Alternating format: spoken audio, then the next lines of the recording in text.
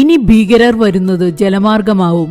ഭീകര പരിശീലന കേന്ദ്രമായ പാകിസ്ഥാനിൽ തീവ്രവാദികൾക്ക് ജലമാർഗം നുഴഞ്ഞു കയറാനുള്ള പരിശീലനമാണ് ഇപ്പോൾ നൽകി വരുന്നത്. ലഷ്കർ ഇ തൊയ്ബ ഭീകരരാണ് രഹസ്യമായി ഈ പരിശീലനം നടത്തിവരുന്നത്. മറ്റേതൊരു ഭീകര സംഘടനയെക്കാളും കൂടുതൽ പരിശീലനം ലഭിച്ച സ്കൂബ ഡൈവർമാരും പ്രൊഫഷണൽ നീന്തൽക്കാരും ഇപ്പോൾ ഈ ഭീകരരുടെ കൂട്ടത്തിലുണ്ട്.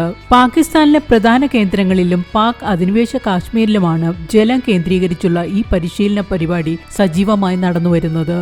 വ്യാജ വാട്ടർ റെസ്ക്യൂ ബാനറിന്റെ കീഴിലാണ് നീന്തൽ, അണ്ടർ വാട്ടർ കോഴ്സുകൾ എന്നിവ പരസ്യമായി തന്നെ നടത്തപ്പെടുന്നത്. ഇതിനായി ഇവർ വലിയ നീന്തൽ കുളങ്ങൾ, നദികൾ, കനാലുകൾ, തടാകങ്ങൾ, തീരദേശ മേഖലകൾ എന്നിവയാണ് ഉപയോഗപ്പെടുത്തുന്നത്.